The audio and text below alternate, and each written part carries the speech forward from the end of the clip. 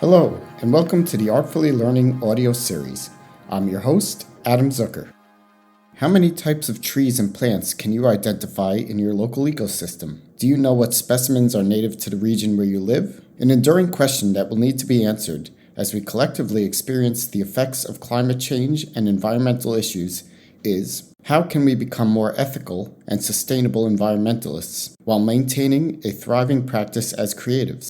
Susan Honig's multidisciplinary artworks help us to answer the aforementioned questions and become attuned to forming a balance with our natural resources. It's just incredible to listen to Susan take us through her eco-friendly process and explain how she makes artwork in tandem with natural environments. As I'm sure you'll hear in our conversation, Susan's mission is to bring joy and awareness to the ways we interact with our local, national, and global ecosystems. Susan's work is one of my favorite examples of how art can inspire explorations, discovery, and insightful analysis of ecology and environmental science. By creating artwork to educate the public about our environment, Susan is creating an organic, experiential curriculum for developing empathetic responses to environmental concerns. Here's our conversation. First of all, hi Susan, it's a pleasure to have you here. Thank you very much, Adam. I'm very pleased to talk with you and elaborate more on my work. Great. Yeah, I'd like to start with the overarching theme and concept behind your work.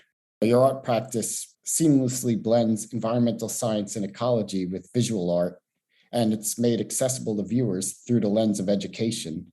So my first question is, which came first, science or art? And how and when did you initially become aware of each subject? All right, Adam. I would like to just start out talking about my parents. My parents were both very creative people. My mother was a ceramic artist and teacher, and my father was a researcher in the field of physics at MIT. And so they were a great influence on me growing up, although at the time I would never realize that science was a very ecology and science were very important to me. I studied painting at Bennington College in Vermont, and then went on to the University of Iowa in Iowa City, where I started in painting, but I soon switched to multimedia, the multimedia department, where I started working on earthwork sculptures. And that's where I met my present husband, and we moved to, in the early 80s, we moved to Cambridge, back to Cambridge area where I grew up. And I would say that, I would often meet my father during his lunch walks. And I was interested in the underdeveloped areas of Cambridgeport around MIT where he worked, and because I was very involved at the time in creating urban earthworks. I started to work on some commissions by an architect in that area, Boston, Cambridge, Mary Otis Stevens. And so I continued working in that way for a couple of years until we moved to New Jersey. And it was really in New Jersey when I started working with a bird bander, a biologist, Hannah Suthers, in 2006. I worked at the Featherbed Lane bird banding station in the Sauerland Mountains. And I would say that this experience was pivotal in my knowledge of the life cycle of birds and the conditions and habitat in which they lived. I learned so much from Hannah, and I became very aware of the importance of forest life, the ecological relationships that birds have and are dependent upon in the forest. And I started to work on paintings reflecting my interests and what I learned from the ornithologists, the biologists, people around me, and started asking questions. And one of the paintings, I thought I'd read a writing I did about a painting called the wood thrush and the land snail. And because this one day we were all sitting around the banding table in the deep forest, talking about identifying different thrushes, Swainson's thrush, hermit thrush, wood thrush. And so I then did a painting called The Wood Thrush and the Land Snail. So I'll just read it. I'll read you part of it. The Great. wood thrush's song rings throughout the forest. Their cinnamon brown upper body is good camouflage as it scrabbles for leaf litter invertebrates deep on the forest floor. The wood thrush is rapidly declining in the eastern deciduous forest due to the depletion of its invertebrate prey, the white-lipped land snail. Calcium-rich foods like the snail shells are essential nutrients for egg layers like the wood thrush. Reduced soil calcium is due to acid rain thinning the eggshells. And that's a big reason why they are depleting. I did a number of paintings. I also did a number of paintings from conversations I had with Hannah Souther specifically. I'd go there and talk with her about the important relationships of birds and berries. I was really interested in phenology, the study of timing in nature, because we talked about that all the time, how climate change was affecting the habitat, the different niches where different birds would get their food. And so I did a series of paintings about birds and berries, about the unique relationship the birds playing the vital role pollinating plants and dispersing seeds. And also we had a lot of migrating birds coming through and how important the protein in berries were for migrating birds. Because the rate of extinction had been going up so much from climate change, rising temperatures, sea level rise, droughts, fires, powerful storms, and fragmented habitat. The fate of birds and humans are deeply connected to the health of our ecosystems. So I did a series of paintings. For instance, one is called Rose-Breasted Grosbeak and Elderberries. Hannah and I talked a lot about which birds are most dependent on many of these berries, including painting poison ivy. Poison ivy bear. I grew up always getting terrible cases of poison ivy. Little did I know that poison ivy berries, when they turn creamy white in the later summer, are one of the most important food sources for birds, highest protein content. Wow. And so that was really quite an interesting moment when I discovered that. And I did a painting about it. And I wanted to tell you that, so science has really been of interest to me in a very organic way, learning from people around me. And I've always been very inquisitive.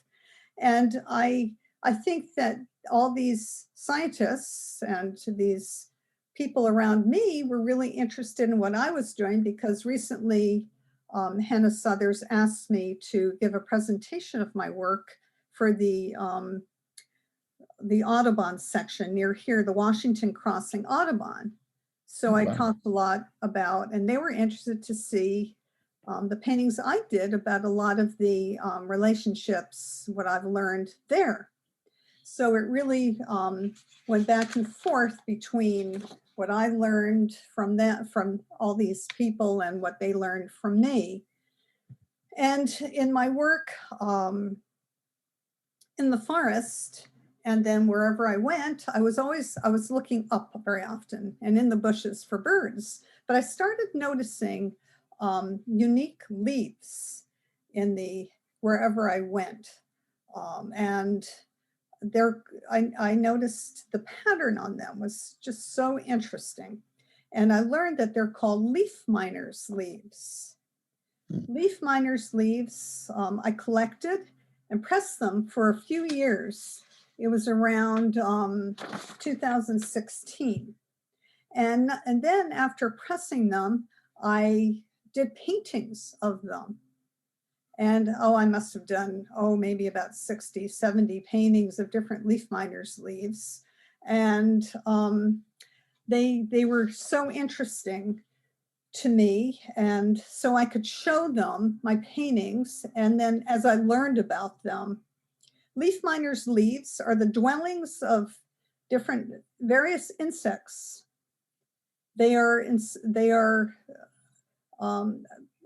Actually, leaf miner is an adult that lays its larvae that dwell in the layer between the epidermal layers of the leaf.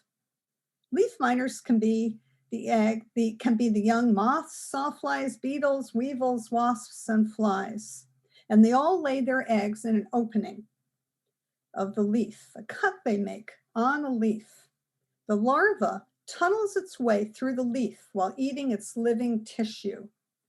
And as they make their way, they eat their way through, the snake-like pattern across the leaf gradually widens as the insect grows, avoiding the cellulose of the leaf.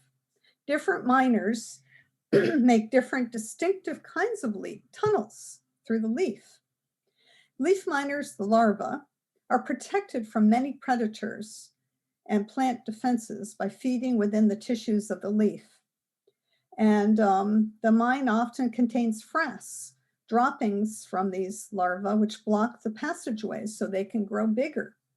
When the miners then emerge as adults from the mine, from the passages within the leaf, and pupate in the soil below, often overwintering.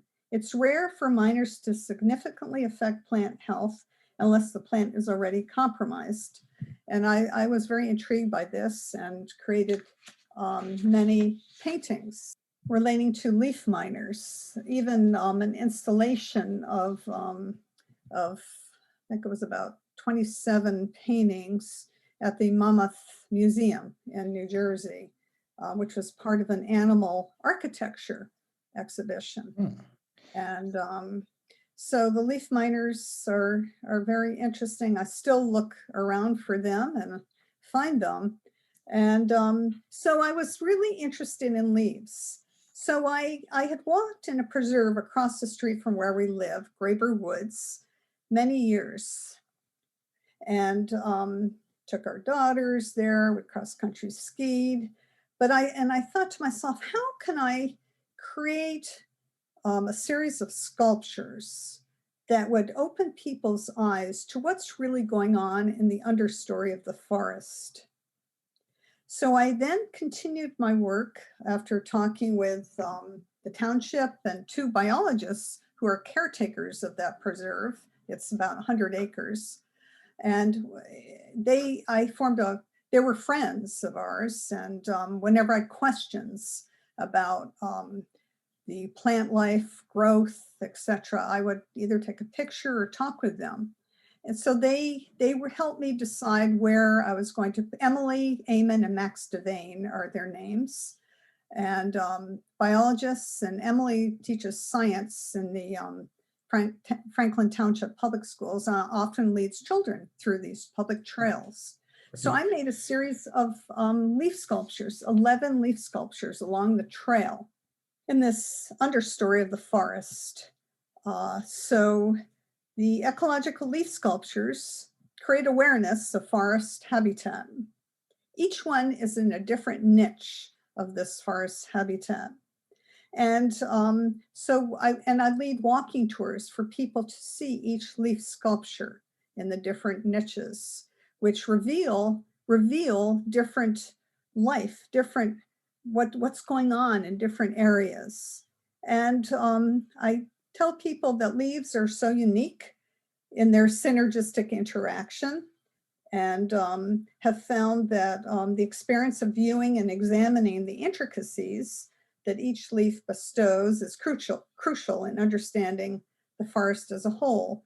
And so I led these walking tours, and for a lot of people, sometimes people who've never even stepped foot in the forest, I even led a tour for a group of Cub Scouts, and they called it Call of the Wild. So I talked a lot about what's going on at the leaf sculptures. For instance, at one of the stops, a leaf sculpture of the big tooth aspen, I like to point out the serrated edges of the leaf and how I had to find special pointed river stone to use to create the edges. And I also show people the leaves, because many people know about aspen trees, and they make a beautiful sound in the slightest breeze. And I discovered that the reason why they make a beautiful sound is that the petiole, the leaf stalk of the big-tooth aspen leaf, is flat. It's perpendicular to the plane of the leaf. So that, and I have people pick one up and feel it. And that is what makes it make the big-tooth aspen and all aspen trees make a quivering or quaking sound, thus the name quaking aspen for some of the aspen leaves out west. Around here, it's the big-tooth aspen. There are lots of different aspects of ecology, and I really consider myself to be an ecological artist. I learn a lot about science and what causes different plants to be shaded out from the understories, such as the Japanese stilt grass overtaking, which is very invasive, taking over the understory, and a lot of the invasive plants that I had to clear out when creating the leaf sculptures. But I found that, and I do create a leaf identification sheet so people can learn more. I'm really interested in people being educated about the trees and life and the shapes of the leaves, because the more people are educated about it, the more knowledge and the more protection trees will have. I started working at another preserve in Princeton called Mountain Lakes Nature Preserve. They asked me to help with a restoration project of the American chestnut, Castanea dentata. They planted 8 saplings of Native American third-generation blight-resistant American chestnut, and they wanted me to make a American chestnut leaf sculpture to help create awareness of what goes on. And there's a great sign there that is up for people to learn more about this important plant. And I think, and I am happy to collaborate with these conservation efforts. And I did other leaf sculptures there, but the American chestnut is one in which I collaborated with Friends of Princeton Open Space. And the more I keep looking, the more I learn, such as this last summer was an important year for the brood X cicadas, and especially in the Princeton area. And the brood X cicadas are actually, they're called magic cicadas. There are 3 different types. Where we live, it wasn't as loud as Princeton, but we had a lot of the septendecula cicadas. In Princeton, there were all 3, which includes that, and the Cassini, which is the smallest, and the septendecim, which is the largest cicada. So I started collecting them because I was interested to compare them, and I'd go to different neighborhoods in Princeton, and they each had different sounds. So I did a series of paintings, actually 10 paintings of the magic cicadas. And because I was really interested, well, my main interest is the life of trees, but cicadas are really an important aspect of the life of trees. The ecological effects of tree uprooting. When trees are uprooted after great storms, means a loss of potential habitat for cicadas. Cicadas need trees. They live off roots during their underground nymph phases.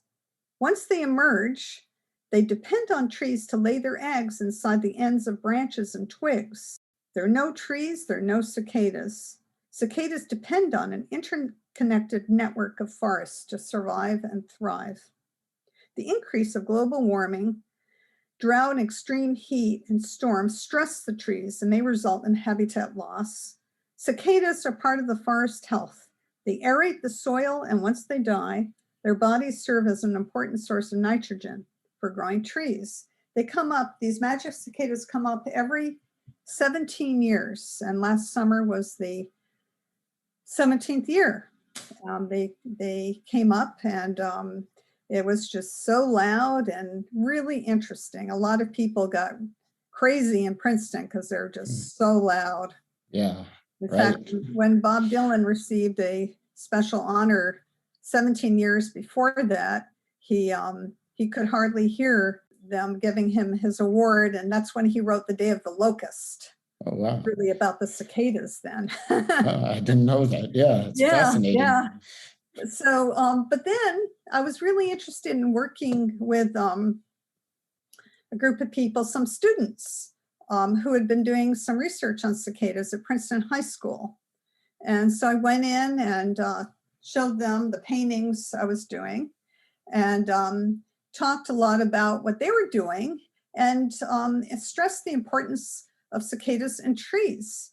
Because if we don't have trees, because many trees are dying, we just won't have cicadas. They're interdependent on each other. And so students did really, really incredible projects about cicadas and trees. They mapped the area where they saw them. They even created one tree with leaves, but the leaves were not real leaves. They were cicada wings of the three different species of cicadas. So as an installation piece, an installation art. Yeah. So then I had an art exhibit at the Princeton High School Gallery, the Numinat Gallery, with my work, my 10 paintings I did, and the student research. And that was really very special.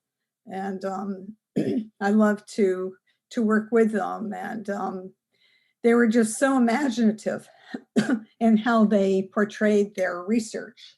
So that really was the last. Now I'm working on paintings really about uprooted trees and how climate change has affected trees, and how trees are taken down for different reasons. Recently in my neighborhood, a man was cutting down a lot of trees because he said trees are dangerous. And a lot of people are cutting trees, and for me, it's very sad when I see a tree being cut down, and because we need all the trees. And so it's another series of paintings all about the life of trees and uprooted trees. And of course, after all these great storms, a lot of trees fall. And when the ground is very saturated, the roots weaken. So I'm planning I'll have another show about all this, probably in about a year, incorporating all this work. But so you can see in these ways how I've been informed by different people. I always ask a lot of questions. And also I meant to say that the American Chestnut Foundation has asked me to write an article about the American chestnut leaf sculpture. And it was published in spring, I think it was about a year ago. So these scientific journals, including a journal in California, which published my leaf sculpture, my leaf miners paintings. So I really am happy to inform people of all different types of people about what's going on. And I think a visual way of communicating that's in my background, having studied painting or sculpture. So I learned so much by you just walking us through the foundation behind it, what got you started on that, what inspired you. It was really just this very personal interest in your exposure to nature and the environment you grew up in, and how the local ecology as you lived in different places really inspired the way you looked and saw the environment and interacted with it. And asking questions, you mentioned asking questions a lot. I think that's the one thing that, education and art and science really can impart upon us. It's so important because we need to ask those questions. We have the scientific theory, the hypothesis we need, which is the question. The artistic process, as you spoke about, begins with a question or an issue or a visual solution you want to get at and express. And then education, it's all about, and should all be about, asking questions. And that combination, you've seamlessly fused all those together. You're talking about how that shaped all these incredible bodies of work and these collaborations that you do. So that's, it's very inspiring to hear about that and how that can be implemented and is implemented, and how you work with students in schools as well as a general public. I mean, we never stop learning, but it's, of course, it's so important that these students who are, especially the high school students, are about to get out into the world. They're learning to see data in different ways. You're showing them the work that they've been doing, how that can be then expressed in a new creative way. So they're thinking outside of the box. They've done all that great scientific work. And then at the tree installation that they made, it's beautiful. Yes, it's so whimsical, and combining both the factual data with this fantastical, imaginative expression that pays homage to the cicadas. So it's such a powerful impact that can be made through that dialogue of art and science. I'm interested too, you use so many different materials, and a lot of your materials are natural materials as well. I mean, you're, for the traditional works of art that you make, the paintings, are they all sourced from natural materials, or do you source? I know you collect a lot of specimens as well and use those. Yeah. So how do you think about materials in that sense? Well, yeah, that's a good question. When I work on the leaf sculptures, for instance, the American beech leaf sculpture is composed of glacial boulders, which were on a hill on top of in the area where I worked. And so I carried them down and outlined the beech leaf with those. Other leaf sculptures, I talked about the big-tooth aspen, that was made from river stone. And I would go to a quarry and they'd let me pick out the stones I would need. And I did make another leaf sculpture, many of them, one of which is shagbark hickory. And I used shale, layers of shale, red shale, which were on the side of a brook, where the shagbark hickory leaf sculpture was under a shagbark hickory tree along a brook. But I do want to point out that, and also I used dye-based stone and other sculptures, and the leaf sculptures were along an old stone wall. But I really am very, very sensitive to what I displace, what I take. And that's why I do use stone, not only where I'm working that I collect, but often from a quarry, because I don't like to harm anything that's there. I mean, I do take out the invasives and all, but so that's really important to me, that I consider what's there. I also I did a leaf sculpture, the black walnut leaf sculpture underneath a large group of black walnut trees. And every fall, I did it in, I think it was 2017. Every few years, there's what's called a mast year, which is actually a term for an abundance of nuts from specific trees. So I take maybe about 90 black walnuts, let them soften, and I make black walnut ink. And I love working with that. I've done a whole series of paintings I call them forest compositions, made from black walnut ink. And often they're about the leaves beneath the trees, the leaf sculptures, and the acorns and the nuts, and integrating sometimes my hand outlined. And I use the half shells of the walnuts. I dip the half shells in ink and print with them to make many of these forest compositions. And I also collect many acorns and other nuts and seeds from the American beech. I collect beech nuts. And I was interested to find out that and see that when a beech nut is open for wildlife to eat, they're often 3 together. And when I took them apart, brought them into my studio, I noticed that one of those 3 were flat. So they stay together in an ingenious way. So I use that flat one to dip into ink to print. So I've made many, many farce compositions using all these wing seed pods, nuts, and so forth, and black walnut ink. I still do use some acrylic paint, sometimes juxtaposed with the black walnut ink. But I really do love making the ink and using that. There's something so special. And but materials, that's a good question. Because when I was in graduate school at the University of Iowa, I was well aware of the land art earthwork sculpture. Right. Robert Smithson, Nancy Holt, etc. And all these big machines brought in to do these sculptures. But there was an artist working who had graduated, older than me, in the University of Iowa multimedia studio, Anna Mendieta. And I was very interested in the impressions, the Silhouetta series that she made of her body, working very much with just herself. And that, as compared to all this land art, this big earthwork sculptures, really made a big impression. And I saw right away the difference.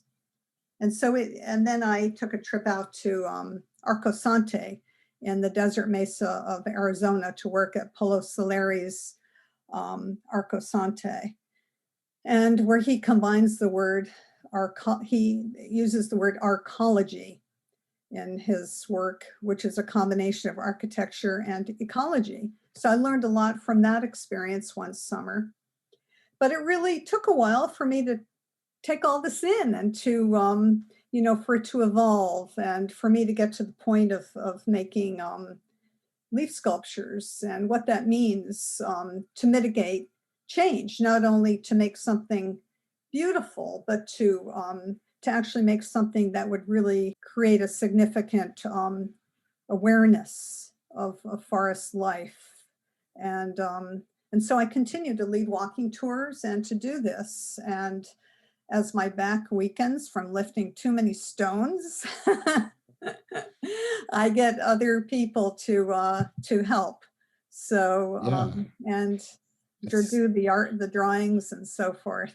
You do leave a big impact while treading lightly, and that's the key of environmentalism and environmental art, as you differentiated between the big land art, which was more, I consider, more of just a sculptural movement than an actual, very little environmentalism in that, compared to someone like Anna Mendieta, who actually did have this very spiritual connection with nature, and also informed us about the body and nature and the mind and spirit and how all that's connected. Your work has a similar legacy in that, it's very much a passion, the passion for this connection that we've had intrinsically with our natural environment. Somewhere down along the line, we've lost it, and various reasons, I think, because of technology and industrialization, other things like that. We're not as reliant upon these great secrets. And, now they're secrets. We are revealing them. They weren't secret to our ancestors. This was their way of life. We're getting back to that now through this educational experience, this experience with artwork. But I think it's very important that you mention that difference too, of you're working in these environments. You're not going in there to displace anything. You're using materials too that can easily be made. We generally don't think of it that way. We rather go to a store and buy ink or oils or whatever. But once people see the process and learn about the process of how you can make prints with seeds, and different dyes come from different seeds and nuts and things that have been discarded on the forest floor, it changes the game in many ways. So, there's so much to learn from your process. Mm-hmm. And then, and what I've learned so much too about everything you've spoken about previously too, from the visualizing poison ivy, which I think is super important for many of us because many of us have trouble even identifying it. But learning how, even on that note, when you said why it's important, people just eradicate certain things without thinking of the implications. And I think the power of artwork, and your artwork in particular, is showing this delicate and beautiful balance that these species have with each other, the flora and the fauna, and how we fit into balance too. So it's raising our awareness, but also our appreciation of all that, and realizing that, our actions have these consequences. Yeah, I have to add that my path was greatly affected because my parents are both survivors of the Holocaust. So I've always felt a great urgency and importance in creating art that is essential. Thinking about, well, what is the meaning of this, behind this extinction? What does it mean in today's world? I always felt that growing up, and I realized that in my paintings, my artwork later on, when I began to imbue my work with what I've learned and a lot going on inwardly.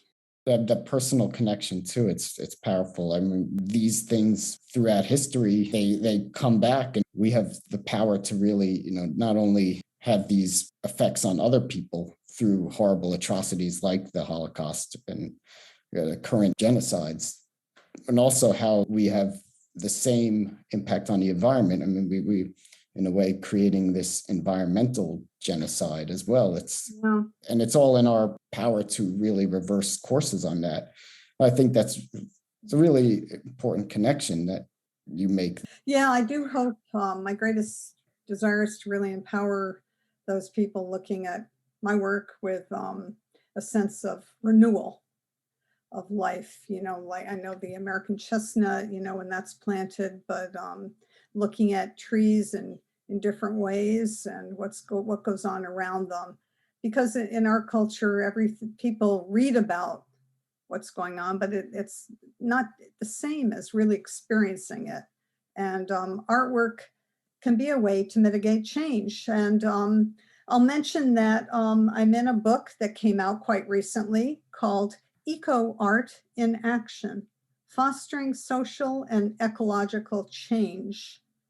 And it's put out, and I will send you a link to the site. There's a chapter of my work in the case studies section about a walking tour of the leaf sculptures. And that book has many different examples of ways that ecology can create change, and in many different ways, of students, classrooms, adults, because it is really important. That's very important, and that book would be great to use in the classroom for art teachers. It's got many examples. It's got a pedagogical framework behind it as well. So it's meant for teaching and learning, and also just the general, as you said, the general public will enjoy it. And of course, seeing your work in there and seeing it contextualized by scientists and art historians, it's a great thing. Yes, definitely. Well, ecological awareness is really important. And I do notice, though, sometimes that the places, households, stores that are ecologically motivated sometimes do things like putting up solar panels. But in order to do that, they have to cut down so many trees. And that has really bothered me lately. Yeah. So I think as you just go back to it, it's a lack of awareness. And again, we have the power to think differently. And I mean, so many different voices are telling us and showing us these issues and the effects that they're having.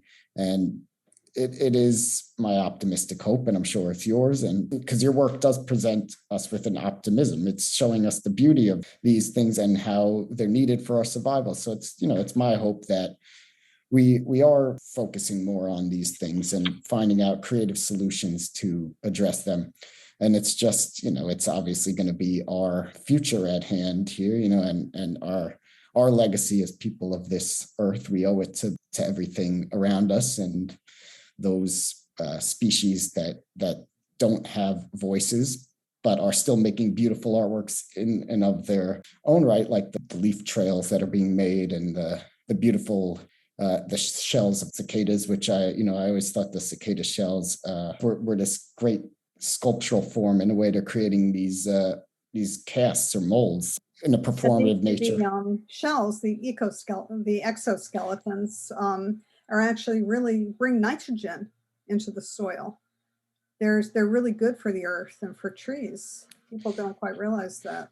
Yeah, I mean, I certainly didn't either. I just, but I just appreciate it. Yeah, and I like to see it. It's their way of creating this balance and this beauty. It's their art. Everything has this connection. It really does. When you're talking about nature and you're talking about art, it's one of the more visible things to see and to experience. I think this is a great note to really wrap everything up and the discussion on this great, optimistic, powerful note. And yeah, I'm inspired by this conversation, and also seeing your work and having been able to hear you talk about it in various platforms, and then the work you're doing with the students now, which will continue. Thank you so much, Adam. I greatly appreciate all you do, and thank you so much. Yeah, thank you, Susan.